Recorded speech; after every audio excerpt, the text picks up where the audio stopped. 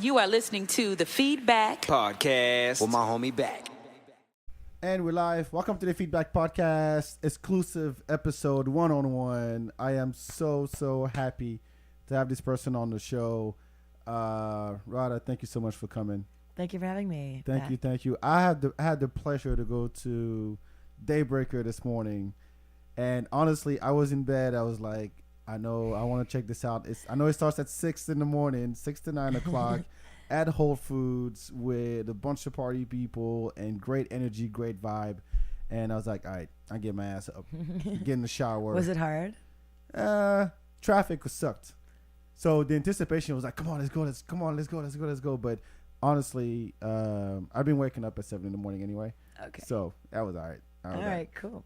So tell me a little bit about Daybreaker, how it started, what's the story? Yeah, so I'm from New York City, and I live in Brooklyn, and a lot of places to go out to dance at night, but sort of nightlife had gotten overrun by drugs and alcohol and mean bouncers and everyone on their cell phones and no one actually connecting. It was like really kind of a shitty experience, and so I think. The genesis of it was one of my buddies, Matt, and I, we were having falafels late one night. I think it was like 4 a.m. at this falafel joint in Williamsburg called Oasis.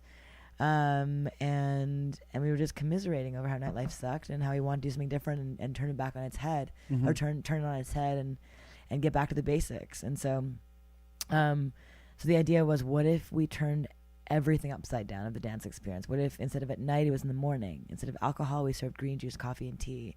What if instead of just a DJ and a computer, we added live instruments and wow moments and like really theatrical experiences?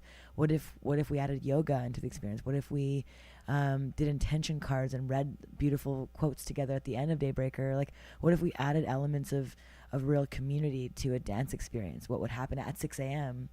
And so it was really a social experiment initially. It was an art project, never meant to be anything more than that.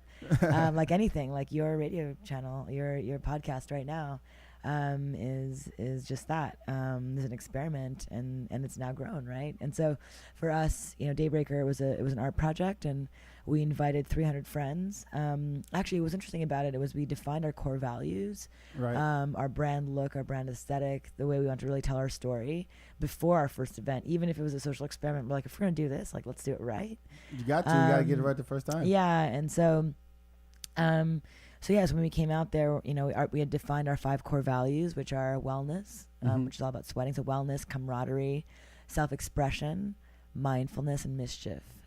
So mischief is a really important core value for me, and I think all of our team, which sort of really encapsulates what Daybreaker is about, which is living life, a little bit against the grain and giving a little wink to life and adding more play to it.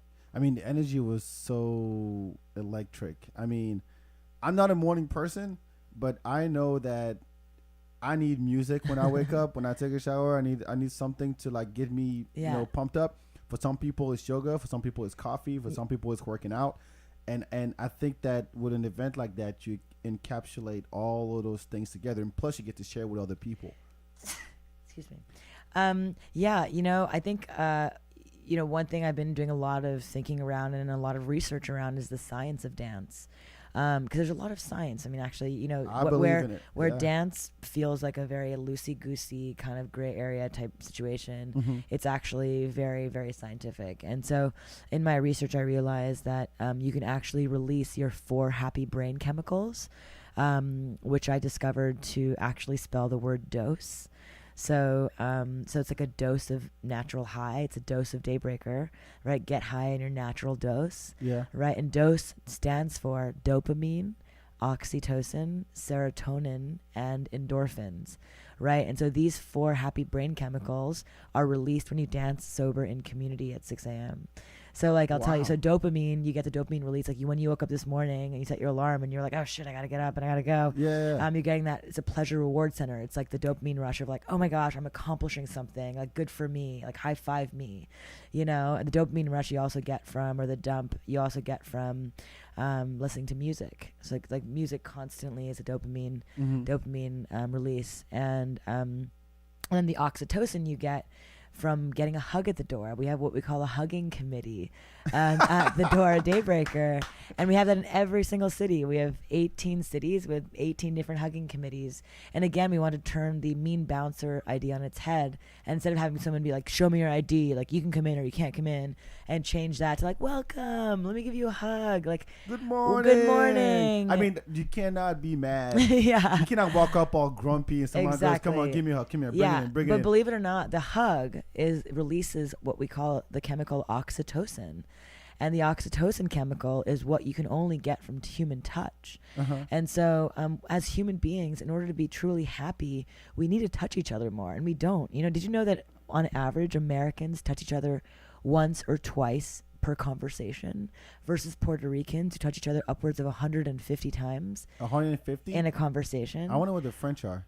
Yeah, probably I mean, a lot we more. kiss too. So. Yeah, you know, and so like we've forgotten how to touch each other. We're so busy living behind our screens that we don't remember that the energy, the release, the community, the warmth that we feel from being human actually happens from interaction and like real physical interaction.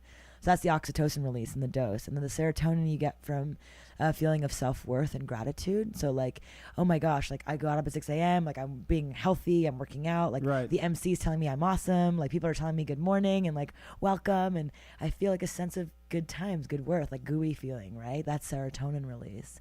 And then the endorphins, of course, you get from working out, the runner's high, as they call it. Right. So that's your natural dose. And like if we just trained our brain to release a natural dose, we would not need alcohol or drugs.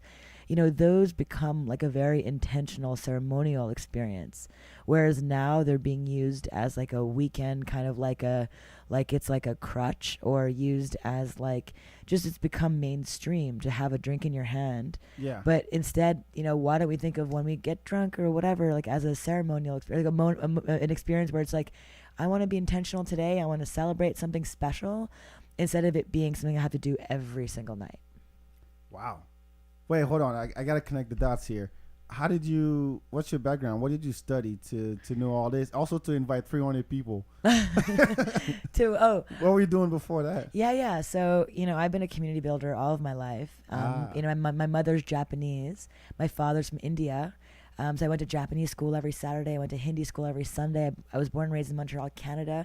So I had 3 different really disparate communities that I would hang out with all the time. And I would throw birthday parties with my family. My mom and my dad, we are known for our, you know, what we call, my last name is Agrawal. And we had something called Agrapalooza for many, many years, where we had, you know, hundreds of our friends come through, and we had 3-legged race and egg toss and wonderful carnaval, like carnivals. Yeah. And, and so I've been throwing parties my entire life. My parents really modeled that for me. You know, New York City, when you really community build, I had a community of 300 that we could invite to the very first event. And 180 people woke up, and said yes. And I call those friends FYFs. Fuck yeah, friends, you know? And I like that. Yeah. And like, I think that like, you know, we want to hang out with FYFs. You don't want to hang out with shoulder shruggers. Like people are like, yeah, sure. Whatevs. Yeah, I'll go. Whatevs. Yeah. All right. Whatever, bro. Cool. You know, I don't want that in my life. I want people who are going to be like, fuck yeah, I'm in. You want to go there? Wake up at 6 a.m. Fuck yeah. Let's do that. So those FYFs are, you know, it's a mentality, right? And if we can live life a little bit more like that, we'd all be so much happier. You know how many shirts you can make with everything you just said? Yeah. Dose, FYS. Yeah, I mean, for real. Yeah. So what was the first one like? Because, I mean, you like I said, you've been doing events for so many years. And here you have this concept. You pretty much had everything down before. I'm sure there was some tweaks to be done that you made later on. But what was the first one like? And where was it? Was it in New York? Yep. Yeah, it was in New York. Yep. Yeah. It was at a coffee shop in Union Square in New York City. It was the first snowfall of the year. So I was like, oh, God, is anyone going to show up today? You know? Because, I mean, snowing, I just want to be cozied up in my bed. But that first day, it was December 10th, 2013. Wow. In the winter, we launched it in New York City. And 180 people said fuck yes. And they got up out of their beds and they came out, and honestly, like very much of the format that you saw today, this morning in Austin, was there already in the very first one. We had a horn section, we had deep house, soul house, funk house DJ, we had a hugging committee, we had intention readings, it was performance based, we had slam poetry, we had break dancers, we had all kinds of green juice, coffee and tea there and then and there. So it's just really the size it's grown. We had intention readings. Yeah, it was very much what you saw today was at the very first one, because we thought super hard. It took basically 3 months for us to really come up with the core values, our language, our story. What is the experience design? Right. What is the arc of the story? And for us, like I talk about when I design experiences, I talk about constraints, right? So like, what are the constraints of your experience that make it unique? So for us, our constraints are that it's in the morning, it's at 6 a.m. Right. That it's a sober dance party, right? There's no alcohol served, and that it's a 2-hour experience. So where most nightlife experiences happen over 5, 6, 7 hours, and by the end of it, you're cracked out, you're exhausted, you're like, fuck, I'm not doing this anymore for another month or so. I'm done. For us, the constraint of creating a 2-hour dance party, 1-hour yoga experience, creates that level of, oh, I want more, or I got enough, I'm satiated, but just with enough like energy and excitement to want more for the future. And I think that sort of constraint and that thought around what makes your event different is a very telling, very, very important part of why people keep showing up, Well, not just on top of that, it's also, you get up in the morning and it sets you up for the day. Yes. Once you get out of there, you're like, holy shit, I've done so much. 9 a.m. I've been up since 5. I got a workout. I got to dance. I got to be with my friends. I heard great music. I met people. I had breakfast. Because when you think about the day-to-day of most people, get up, take a shower, grab your coffee, rush out the door, get in traffic, get to work, and all day. Exactly. So having that energy early on, because I think that there is a cycle where you're towards the end of the day, you're like, oh shit, I'm gonna go home. Totally. I gotta deal with the kids or the wife or whatever, and then just go and watch TV and then go to bed, and that's it. But yeah, when people still choose to partake in going out, and it feels like a to-do if you don't have a purpose for it. Totally. And you're like, oh, if it's a celebration, birthday, bachelorette, whatever, when it's like, all right, I got nothing to do. I'm just going to go out to the bar and then sit at the bar and have a few drinks. And and then you get home, you're like, what have I accomplished? Yeah. Well, at Daybreaker, I talk about this all the time, but like we're starting out with a dance party and events, but our real ultimate goal is to reimagine morning life. I call it the 5 to 9 period of time, right? Versus your 9 to 5. You go to your job 9 to 5. But what happens between the hours of 5 a.m. to 9 a.m.? It's the most beautiful time of day. The sun is just coming up. You're Disney most birds energetic. You're most energetic. You're most optimistic, clean slate. You just slept 8 hours, hopefully. And I think that it's a sliver of time that we really want to help people to remember that they can socialize in that time. It's not just at night that you can socialize, but Daybreaker, you come, you're working out. It's not just like going to yoga class. It's like actually coming out and getting a community event experience on. Like I met my life partner on the dance floor. I have so many friends who've met each other, roommates, business partners, friends at Daybreaker in the morning, right? And so that's really what I ultimately want to create is morning life. Morning life. We're designing our first brunch club. We're doing morning classes next. Like learn how to play ukulele, learn languages, learn art, and all kinds of cool look things. At your empire. So the idea is really to really reimagine this morning time as a time for creation. And then by the time you go to the office, think about your employers, how much happier they are when you're not coming off as, I don't want to be here. But instead you're like, I just did this and I just learned that and I just learned how to play guitar and I went and danced and now I'm ready to work. I'm going to work for 8 hours. I'm going to give it everything I've got because I'm more optimistic. So, in every aspect of life, the employer wins, the community member wins, everybody wins, right? There's and that's another the goal. shirt. Yeah. We're going to keep making quotable. Well, were you a morning person to begin with? No, I'm not. I'm not a morning person. You're still not? I've become much more so in the last 3 years since we launched Daybreaker. Right. But I'm very much now excited to become more and more of a morning person, because actually there's a lot of studies out there too that show that morning people are more optimistic, are less depressed, are more sort of productive as well. Yeah. And so there's lots of studies that show that if you can, and you can actually train yourself to be a morning person. It's not something like you're either a night owl or you're a morning person. Like, you can actually train yourself to become a morning person. Just go to bed early. It's that easy. And really plan for it. And then you begin to realize the amount of stuff that you can do in the morning. Meet up with your friend, go for a run, go for a hike, learn a class, do a podcast like this, whatever it is. I mean, I'm amazed sometimes. I'm not a morning person either, but like if I'm up at 6, 7, no, I want to say 6 because people are listening be like, bullshit, back. You didn't get up at 6. You were out last night. You didn't get up at 6. But if I'm up early and I feel like, holy shit, there's a lot I can do. Now look at my clock, at my watch. I'm like, shit, I did all this stuff. It's not even noon yet. Exactly. And because for some reason, afternoons go by faster. Right. I don't know what it is. Right.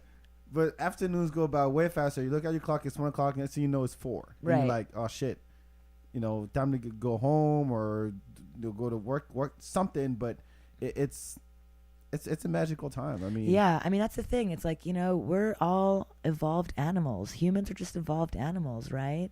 And so this idea. Another shirt. God damn. No, but this idea that that we are calling I'm not a morning person. Like, we fabricated the concept of morning. Like, we are actually meant to wake up when the sun comes up. Like, animals wake up when the sun comes up. Animals go to bed when the sun goes down.